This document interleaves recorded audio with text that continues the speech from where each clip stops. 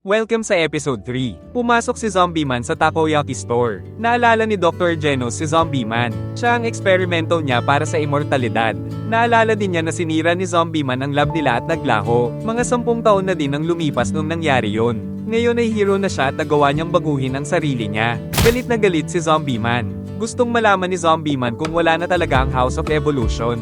Sa pagkakakilala niya kay Dr. Genos, pwede naman niyang itayo uli ito. Binahagi niya na nabigo ang pananaliksik niya. Nakakita siya ng kapangyarihan na mas matindi pa sa artificial na evolution. Natanggal niya ang limiter niya. Lahat ng nilalang, kahit anong pagsisikap ang gawin, may limitasyon ng paglakas. Kapag sobrang lakas, pwedeng mawala sa kontrol. Pwede silang maging halimaw at magwala. Patuloy ang laban sa pagitan ni Garo at ng dalawang halimaw.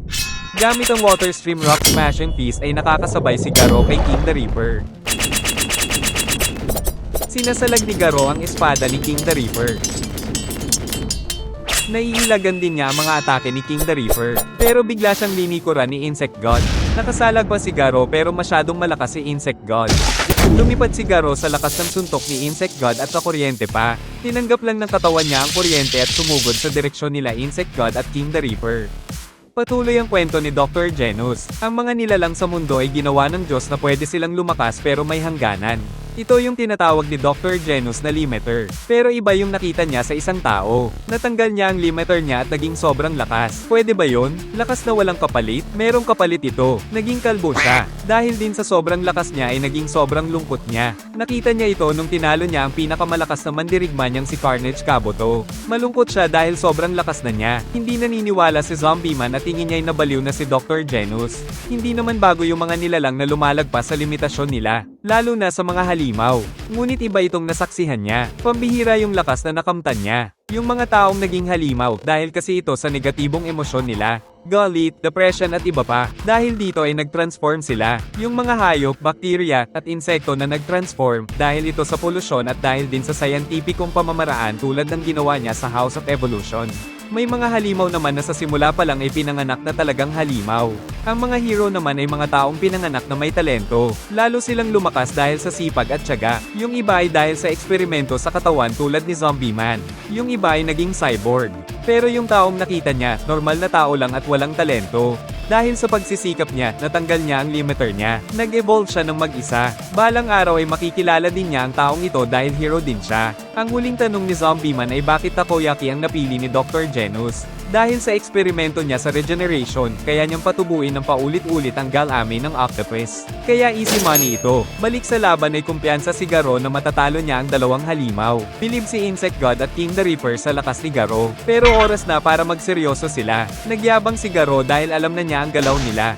Hindi na sila makakatama. Nandito bigla si Sludge Jellyfish at nahuli niya si Tareo. Nandito siya para maghiganti kay Garo. Naalala ni Garo ang ginawa niya. Walang kinalaman si Tareo dito kaya gusto niyang pakawalan niya ang bata. Agad siyang hiniwa ni King the Reaper. Sinuntok din siya ni Insect God. Patuloy na pinaghihiwa ni King the Reaper si Garo.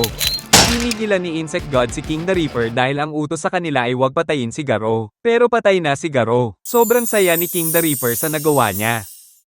Sa apartment naman ay nakatutok si Genos sa video game ni King kasi gusto niyang makasali sa kanila ni King at Master Saitama niya. Pero tingin niya ay kulang pa ang galing niya at hindi pa siya karapat-dapat. Nandito pa sila ngayon kasi inaantay nila ang pagbabalik ni Saitama. Baka kasi nasa hideout na ng mga halimaw si Saitama. Hindi titigil si Master Saitama hanggat di niya nahahanap si Garo at yung mga halimaw. Nag-aalala sila na baka naman nahulog sa patibong si Saitama. Nakabalik na si Saitama. Lahat sila ay inuusisa kung nagtagumpay siya. Sinabi lang ni Saitama na sumabit siya sa malaking gulo. Iniisip nila na nahanap na niya si Garo kaya madungis ang itsura ni Saitama. Bakit ba nandito pa sila ang sikip-sikip dito? Nadumihan lang siya dahil sa mga halimaw na nakasalubong niya pauwi. Gustong malaman ni Genos kung ano yung gulo na sinasabi ng master niya. Yung gulong sinasabi ni Saitama, naiwan niya kasi yung wallet niya. Yun lang pala, akala ni Bang ay nakalaban na niya si Garo. Biglang may naalala si Saitama. Meron kasing lalaking hindi nagbayad sa kainan at tumakbo. Dahil sa hinabol niya ang lalaki. Naiwan naman yung repolyong nabili niya.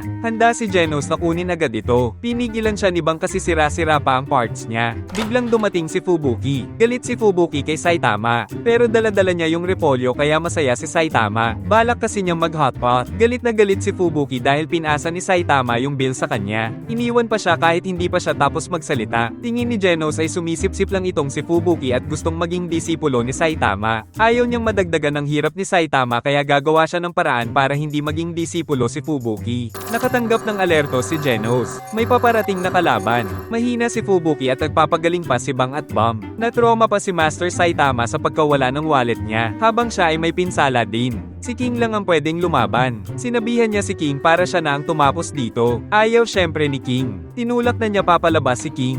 May halimaw na paparating kaya inasa na niya ito kay King. Rinig ngayon ng King's engine. Pinapasok niya yung kalaban. Kinausap ng robot si Genos. Nagpakilala na siyang si Dr. Koseno. Nag-alala kasi siya dahil nakatanggap siya ng saklolo sa system niya. Nasira kasi si Genos nung kalaban niya si Elder Centipede. Humingi ng tawad si Genos kasi natalo uli siya. Nagulat siya na natalo agad si Genos kahit mas malakas pa yung linagay niyang parts. Ang importante ay buhay siya. Sino yung tumalo sa malakas niyang kalaban? Pinakilala ni Genos si Master Saitama niya na tumalo kay Elder Centipede. Magpapakilala dapat si Dr. Koseno kay Saitama kaso pinatanggal muna ni Saitama yung sapatos niya.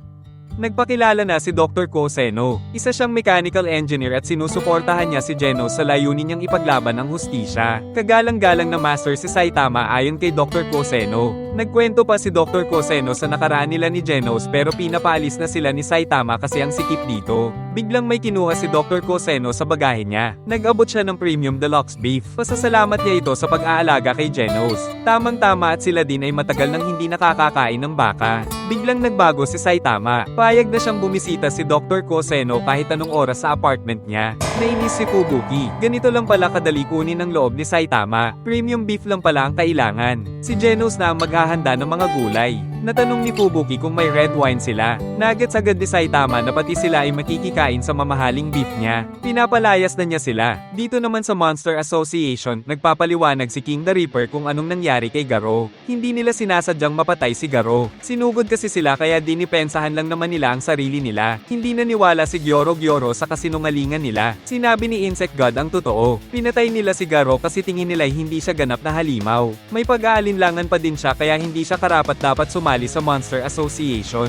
Walang problema ito pero pansin niya na medyo may pinsala silang dalawa. Hindi inaasahan ni King the Reaper ang lakas ni Garo. Hindi nila sinigurado pero tingin nila ay patay na si Garo. Napansin naman ni Gyoro yung bata. Gusto niyang iligpit na agad yung bata. Hindi payag si King the Reaper dahil paglalaroan muna niya ang batang ito. Pinagsabihan sila ni Gyoro na wala silang oras para maglaro dahil anumang oras baka dumating na ang mga S-Class hero. Kaya naghahanda na ang mga halimaw. Ganado na si Rhino Wrestler. Si Phoenix man naman ay naghahangad na maging Monster King tulad ni Monster King Orochi. Si Super S naman ay inutusan ng mga alagad na dapat makapatay ng isa kada tao. Ang kredito ay mapupunta sa kanya. Ito si Pure Blood. Siya naman si Malung Hair. Yung mga preso na naging halimaw, humihingi sila ng pahintulot kay niya na sila ang papatay kay Puri-Puri Prisoner. Si Gale Wind at Hellfire Flame ay iniisip na si Flashy Flash lang ang dapat katakutan na S-Class hero. Kahit meron pang sobrang lakas na S-Class hero, wala itong kwenta dahil hindi nila mapapantayan ang bilis ng mga ninja. Katulad sila ni Sonic na sobrang ipinagmamalaki ang bilis nila. Patuloy na nag-sparring si Hellfire Flame at Gale Wind. Sobrang bilis nila.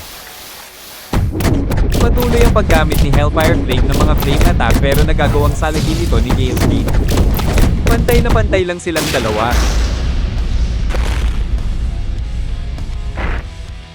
Kaya nilang patayin agad ang mga hero bago pa nila magamit yung lakas o technique nila. Si King the Reaper ay kasama si Tareo at nakasalubong si G5. Kinuha niya yung ulo ni Metal Knight dahil gusto niyang pag-aralan ito. Magandang sample ito. Dito ay umalis na siya. Dinala si Tareo at sinama kay Waganma. Humingi ng pagkain si Waganma kay Tareo. Tingin ni Waganma na sobrang tanga ng mga halimaw. Siguradong papunta na ang mga hero para iligtas siya dahil big shot ang tatay niya sa Hero Association.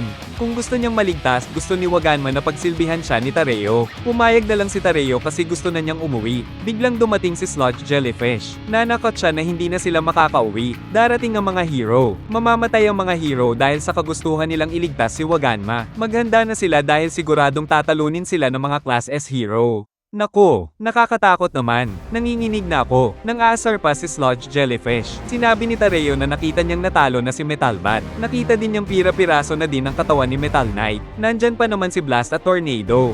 Nandyan din si King. Alam nilang malakas ang mga Class S hero. Pero sila din naman ay may mga malalakas na halimaw na kayang tumapat sa kanila. Mga threat level dragon sila pataas. Sobrang lakas nila at wala nang magagawa ang sangkatauhan dito. Kahit si King ay mamamatay.